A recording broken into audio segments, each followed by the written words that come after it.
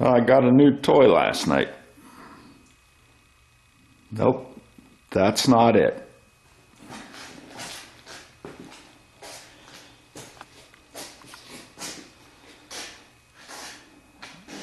Brand new tractor, backhoe, front loader, and something I didn't even know existed until I started looking for it. It's called a grapple, and it basically acts like a claw. You pick things up with it. I've seen videos of this thing picking up logs that were 16 inches in diameter and probably 10 to 12 feet long, which leads me to why did I get this thing? I went on vacation for a week to get out of the cold. I came back and there were 3 trees down in the front lawn, and one of them was pretty big. I know I've mentioned on a lot of my videos that I'm not as strong as I used to be.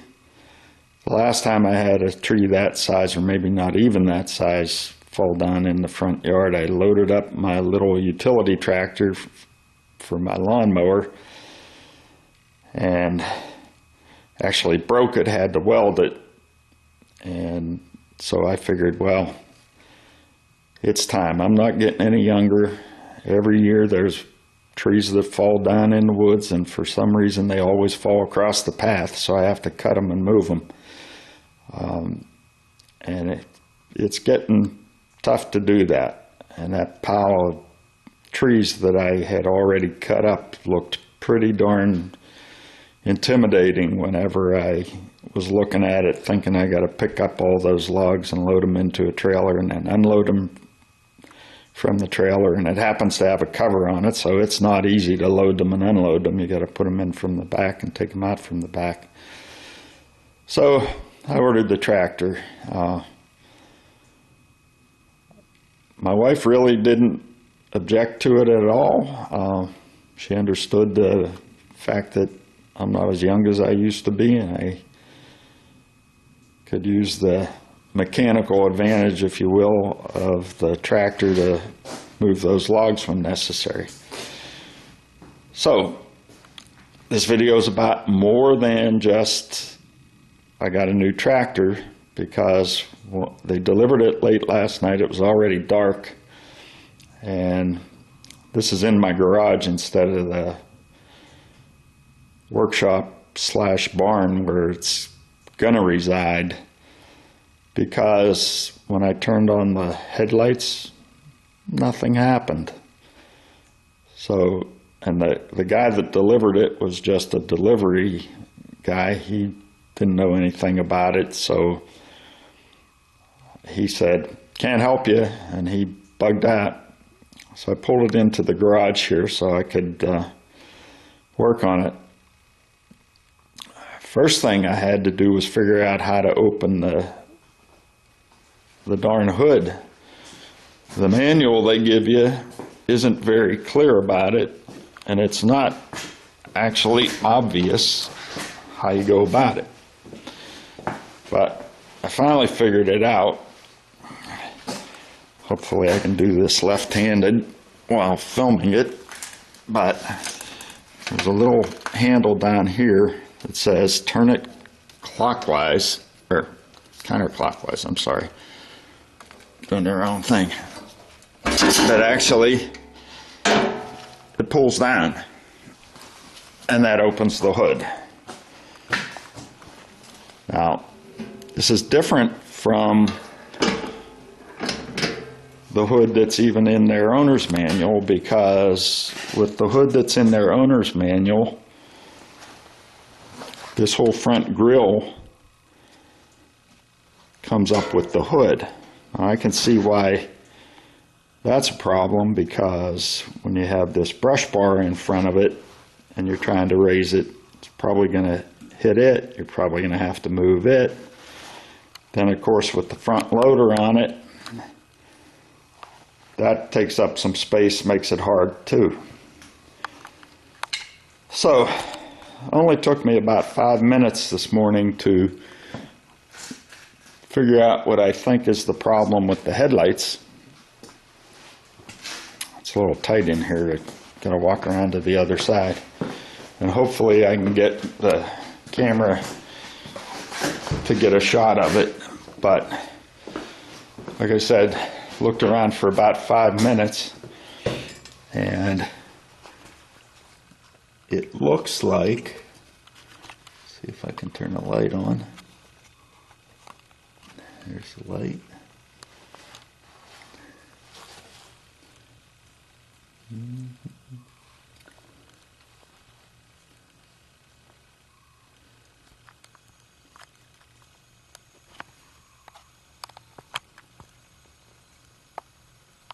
Looks like I'm gonna have trouble with it focusing.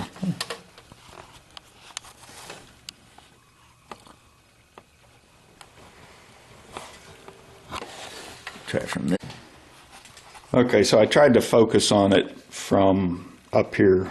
Can't get the camera to actually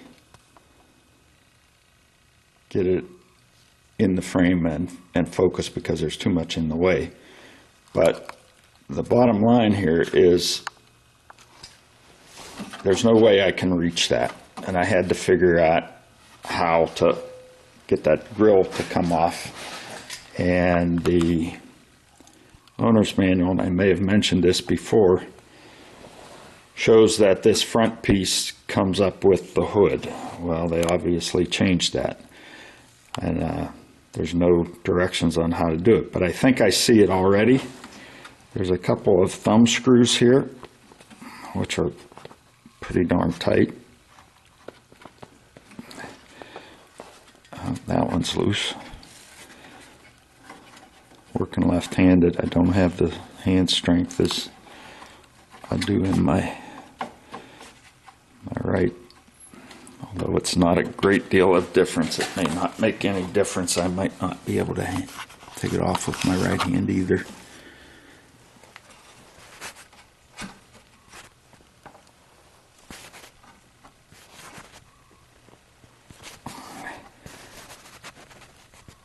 You don't have much room there to work. Okay, I got it.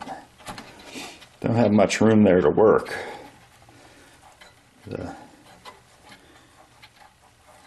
So you're really trying to unscrew it with your fingertips. You can't even get, you know, that edge of your finger to wrap around it and do it.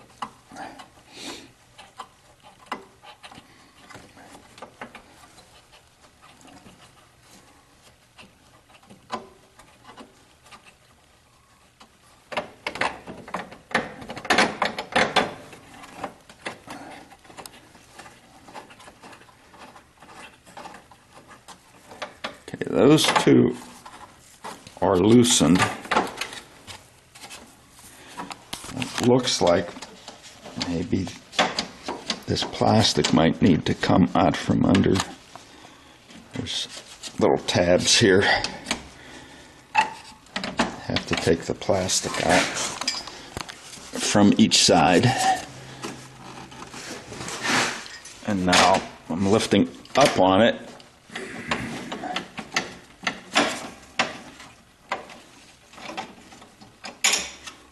Okay, let's take these completely out because I think they are interfering.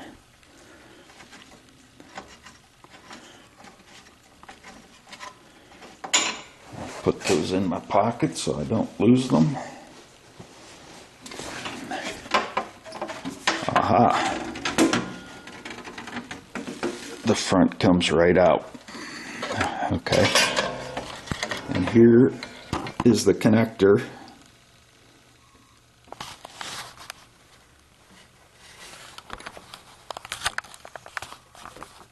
Right down in here is what needs to be plugged into it. Well, it's easy enough to take off, and I need to know about that in order to change the battery if necessary. And so looking at how it goes back on for anybody who might find this video when they can't figure out how to take it off. Sorry about that. I'm leaning on the zoom of the camera. There's a couple of little tabs here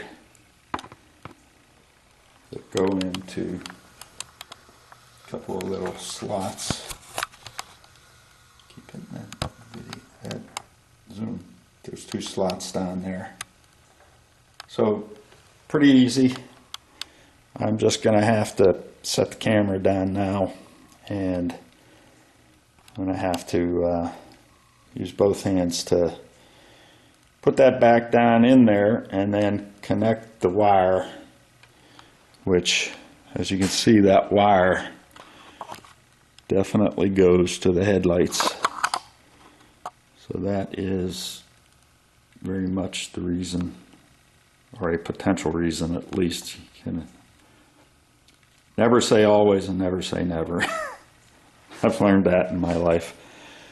But I think once I plug that in, I think the headlights are going to come on, no problem. So there you have it. That went together with a click.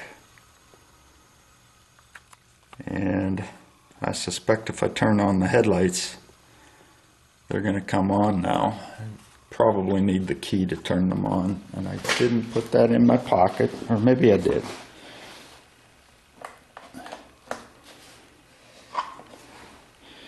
I do need the key because they were on.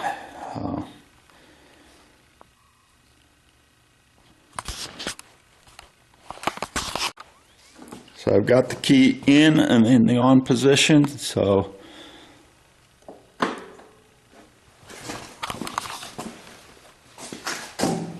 there you go. I got 2 headlights burning bright. I can put it back together and I'm good to go.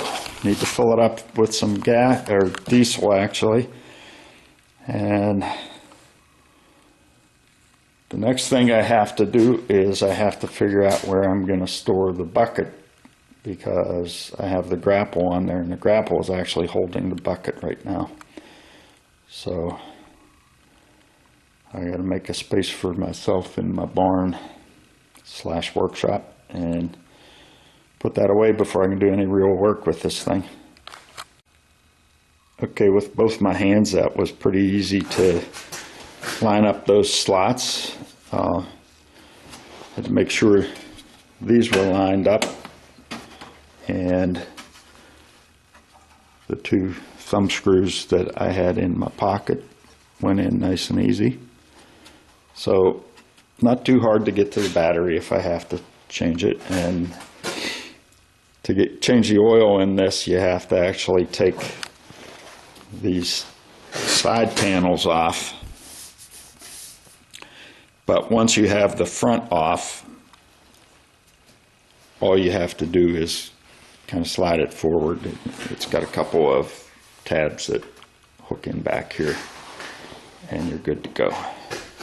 So I'm going to put the hood on, and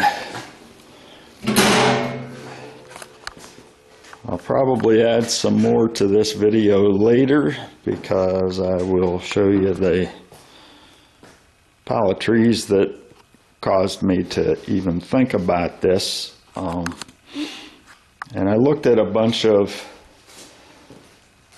different tractors. I looked at Kubota. This is a Rural King RK24. I looked at Kubota. I looked at John Deere. Looked at Coyote. And the price point on this is very good. And the way I looked at it, I'm not going to have a lot of use for the backhoe, but I'm going to have some. And the price point on this versus any of those other brands, actually, I can justify it in my own mind by thinking that I kind of got the backhoe for free, because it's that much difference. And I'm talking in the case of the Kubota and the Coyote for sure. I can't say for certain about the John Deere, but those tractors were a little less capable than this. Little less horsepower, a little less lifting capacity on the loader, a little less digging capacity, digging force on the backhoe, just a tiny bit of reach difference in favor of this one. But all in all, when you compare the total package, like I said, I can consider like I got the backhoe for free, because if I would have tried to stay in the same price range, I would have had to go with one of those other tractors with only the front loader. The grapple was extra. It's an option. Well, it's all options. I mean, the front loader's option, the backhoe's an option, but typically you can get a price for the tractor and loader, or tractor and loader and backhoe, but there's never a package for the grapple. That comes in as an add-on, and there in fact is an extra hydraulic connection that you have to pay extra for that attaches up front here, and it operates the opening and closing of the grapple, and it's plumbed in, I guess, plumbed and wired into the control for dumping the loader bucket. That little button on that controls the opening and closing of the grapple in conjunction with moving it right or left, and I believe it's right to open and left to close, but I might be wrong about that. But that was an extra add-on, and I think when I thought about what I'm going to use this for, a lot of it's moving logs. I have one side of my property is wooded on the side, and blackberry bushes tend to grow out, and I'm always fighting with them, the thorns on those, as I cut grass. So I'll be able to just take this front end loader or the grapple and just knock those down away from the edge of the property, and that'll keep me from getting all cut up every time I cut the grass. So my battery's about to run out again on the camera. So I'm gonna pause for a while. I'm gonna wait until it gets light enough to show you the pile of wood that I need to move, and have some breakfast in the meantime. So I had breakfast, and now it's daylight, and there's the pile of trees that caused me to actually pull the trigger and buy this thing. Another pile over there from another tree, that's a smaller one. But a fair amount of work for an old guy to pick those up manually, load them into a cart, haul them down to the woods, take them out of the cart, and repeat. So I think I'm going to like this tractor. So diesel is apparently a different animal from a gasoline engine. In the owner's manual it says if it's above 50 degrees, you should warm it up for about 5 minutes before 5 to 10 minutes before you operate it doing any serious work. If it's between 32 and 50, you should idle it for 10 to 20 minutes before you do any serious work. So today, last time I checked, it was 36 degrees, so we're in the 10 to 20 minute range, but I'm obviously not going to do this in the garage and let it idle for 20 minutes. So I guess I'm going to back it out, add an idle, and then I'm going to actually, I have to drive it down to the other shop to get rid of the bucket on there. First tool I'm going to use is the grapple. So I'm going to count that at, I'll drive down at an idle and count that as warm-up time. In the meantime, I do have to clear out a spot to put the bucket in the workshop, so it'll be idling plenty by the time I actually start doing any real work with it. The other thing I have to do is I have to fill it with diesel fuel. They do just like the car dealers do, and they deliver it with fumes. But I already had bought a can of diesel, and I actually want to show you the can that I got because I had a gasoline can of the same type, and for this type of a filler tube, which is right up in front of the steering wheel in the middle of the hood, I think this is an ideal type of can. So I'll show you that as I'm filling up. So for now, I'm going to back it out of the garage.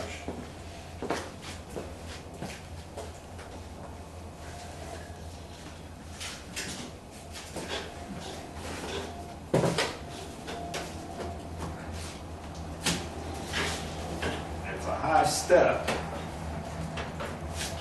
I'm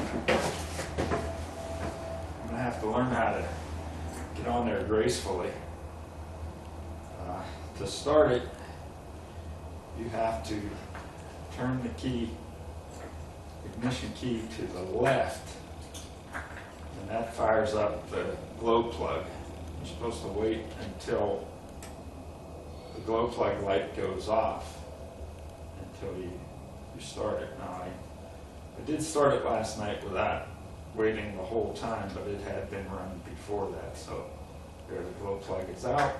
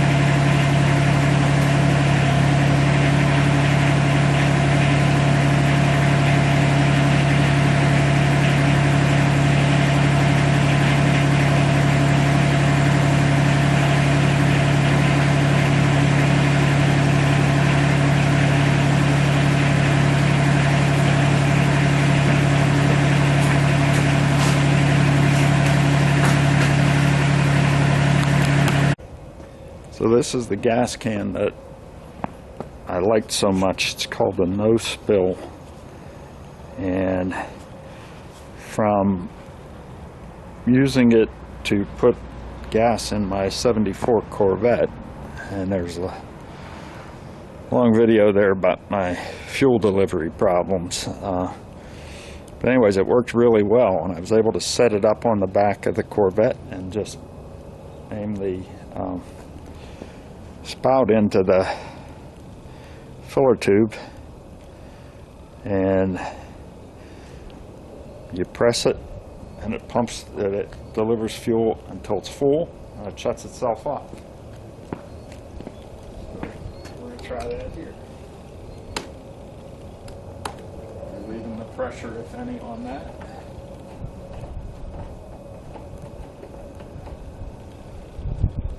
problem for me is going to be lifting this 5-gallon can up to the height.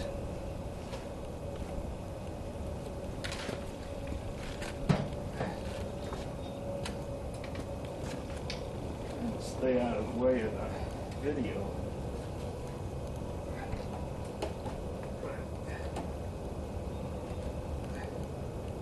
There you have it. Press the button.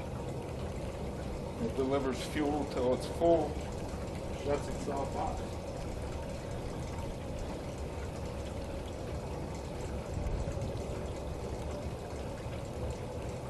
Says it does 3 gallons a minute.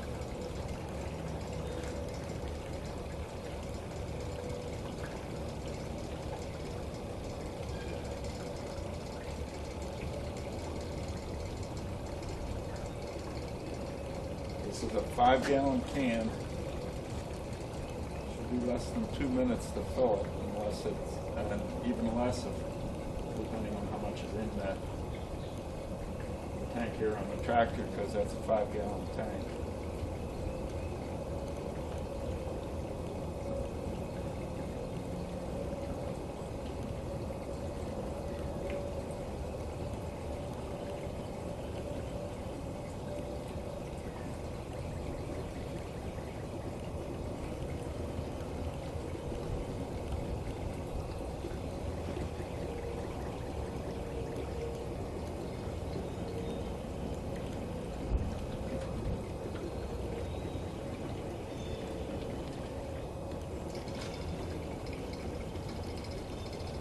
The best gas can I've ever used. I've used it on other tractors, a Corvette, even transferring from one can to another. It works better than most.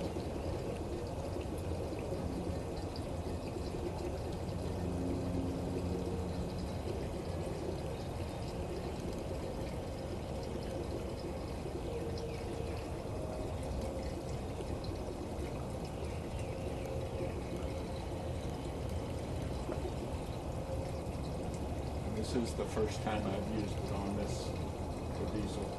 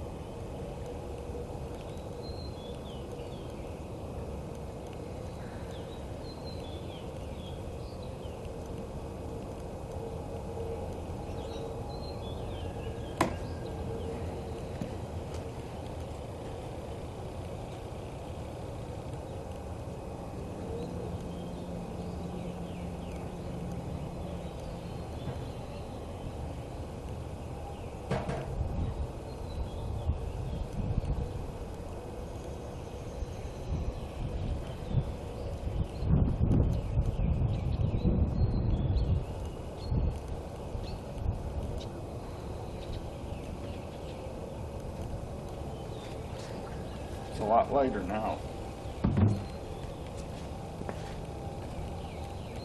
Tank is full. Did not spill a drop.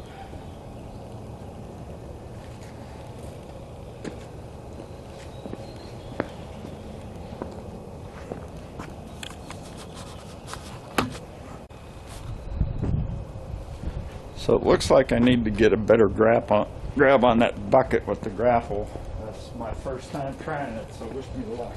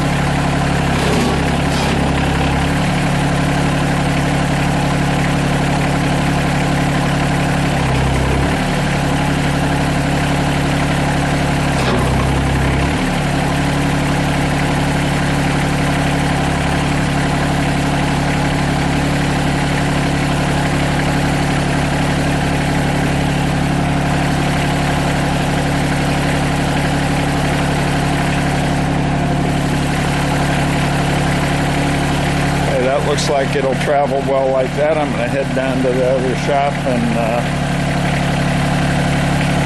clear out a place to put that while I'm using the grapple. I think I can back the tractor in there, move into this side of the barn, the back end, and pull forward and drop the plow or the bucket over there. Well, let's see how that works.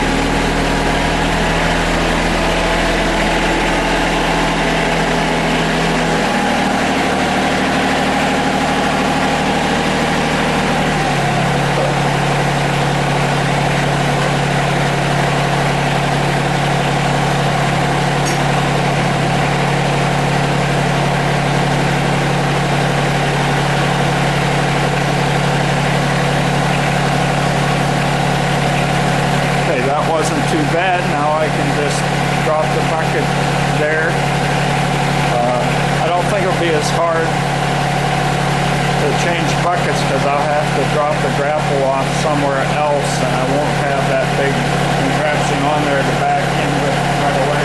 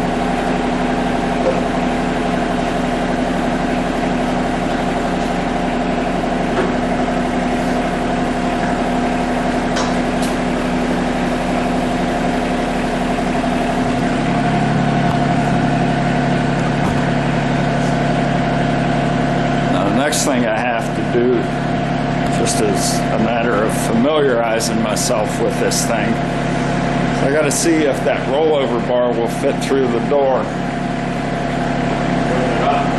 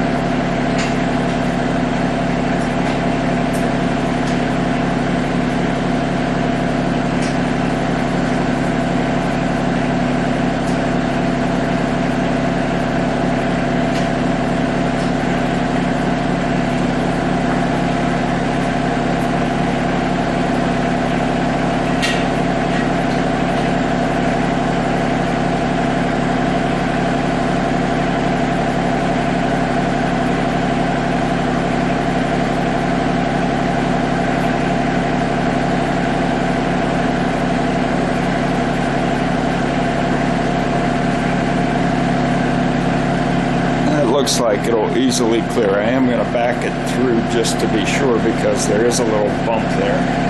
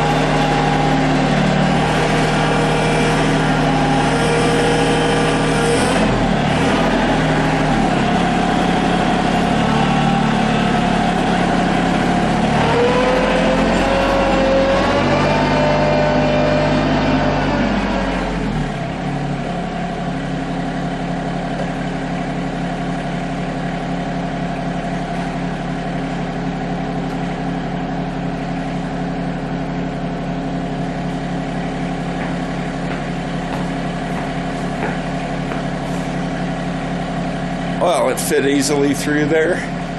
The other thing I have to consider is whether I'm going to run into a problem with these light bulbs. They look like they're really going to be close.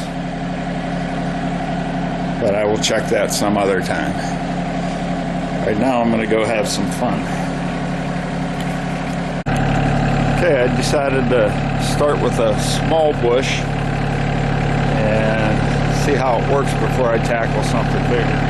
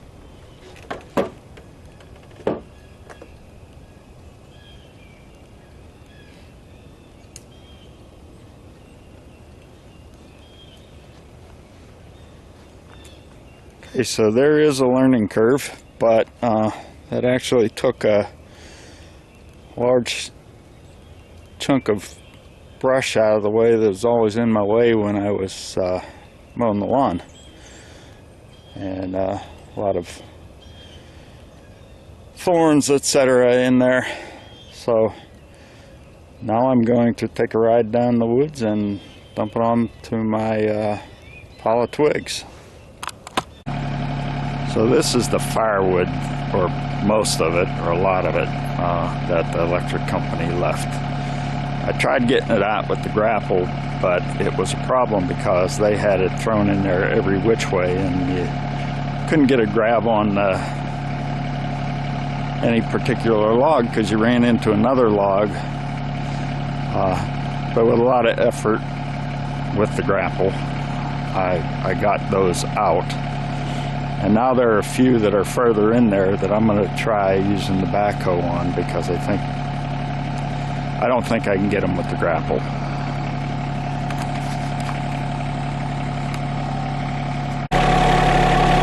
Well, this might be comical because I'm still in my learning curve with this backhoe.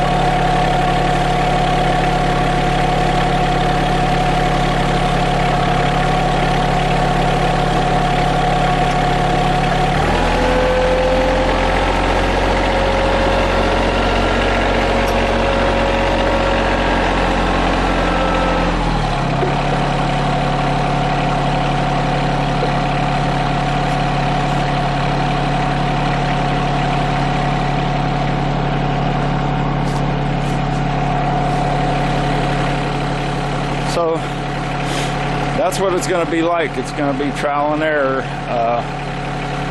If I can figure out how I can back it in there and be able to get enough swing to actually drop the logs outside of this wooded area, then maybe I'll turn the seat around and use it the correct way.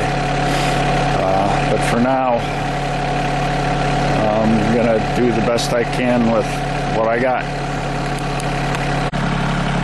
I don't want to make this video long and boring, but that log that's in the backhoe with the help of the mechanical thumb, I was able to reach in underneath that bush all the way to where that tree limb was down beside it and pick that up and bring it out of there. So getting a little bit better on it. Maybe I'll video the last couple logs I got over here that are really back in the back. I can't get them out by hand. Hopefully I can reach them that way. So I'm down to the last potential log that I can pull out of here in video, because I get wrapped up in it, and I find that I can just turn around in the seat and hit these controls. So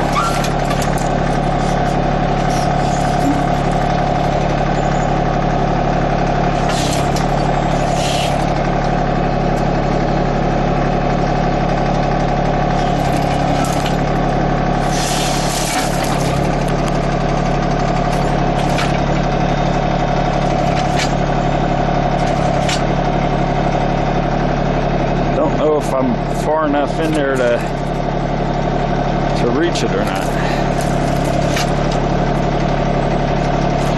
Bucket all the way open.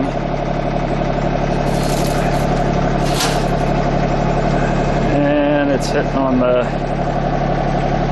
what do you call that thing, the mechanical thumb.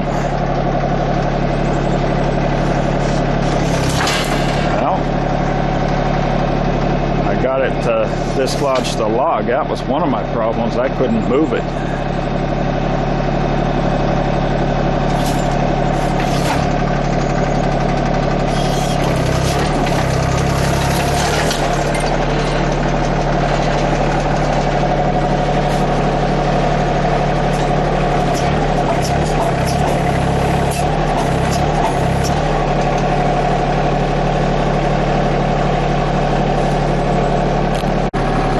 After a lot of playing around and finally got a grip on it. Gotta get it over this little piece of tree here so I can pull it out. Okay, I can get that out of there now. And once I've got it out of there, I can grip it better.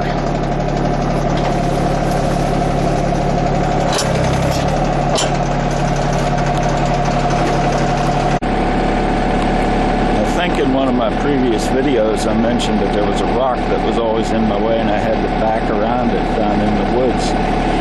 That's the rock. To give you an idea, it is over 2 feet high, looks to be about close to 2 feet wide on this angle, and on the other side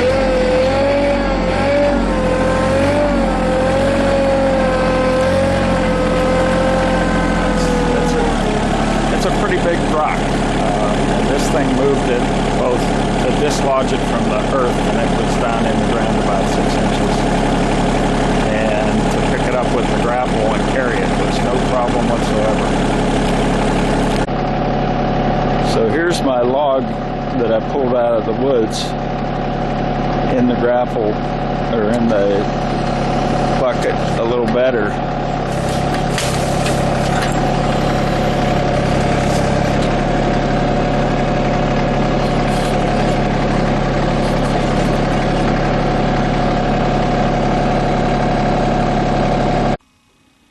So my work day came to a sudden end yesterday when I was trying to pull out some bushes, and all of a sudden on the dashboard I got a light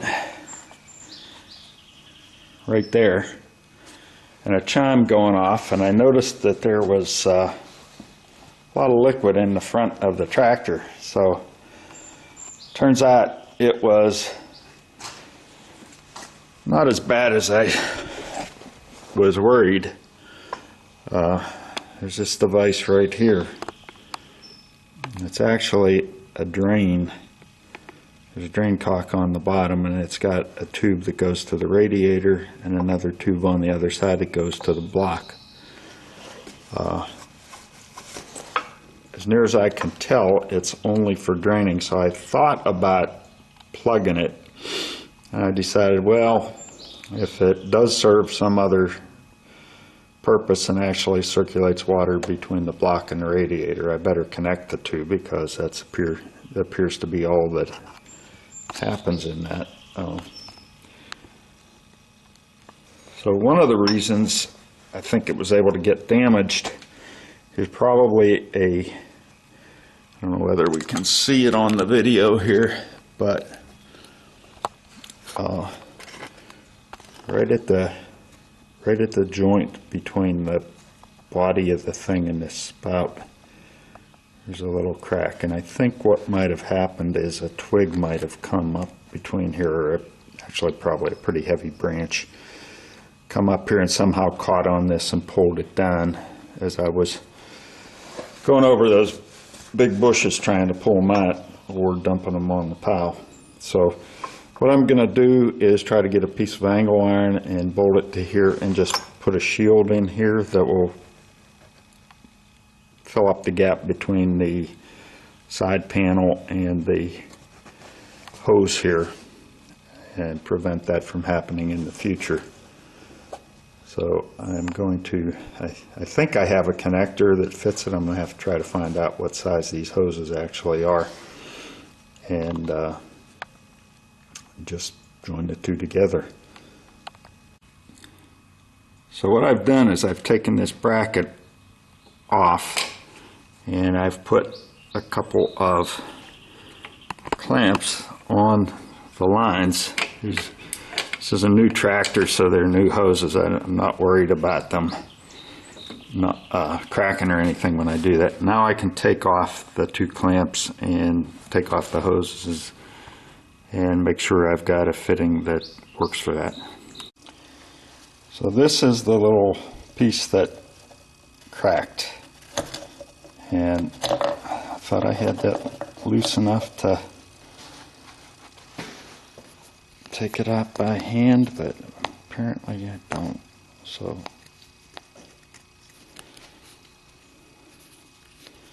watch it in the vise there.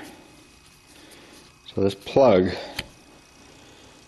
is to drain the radiator, and as I said, I suspect that the only thing this is for is draining the radiator. I doubt that there's pressurized fluid going through it, but I didn't want to not connect those two lines, so I went to the hardware store and this is what I ended up with: two transmission line fittings, 5/16, and a coupler to put them together.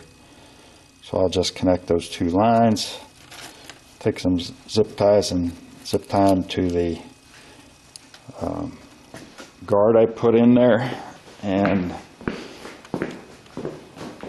replenish the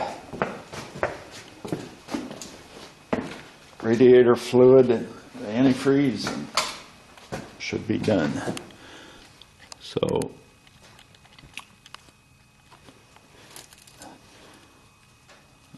the guard I put in is this thing right here. It's a piece of angle iron. I just used the bolt that bolted the bracket for the original plastic fitting on it.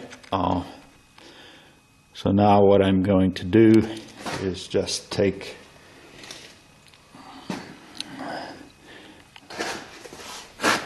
this fitting. I'm probably going to have to put the camera down because I'm going to need two hands to press it in. It's kind of a tight fit, which it should be to keep it from leaking. So I'll put that in the one that goes back to the engine block. I'll put the other end into the part that goes to the radiator, tighten up my clamps, and it should be good to go. So there we have it.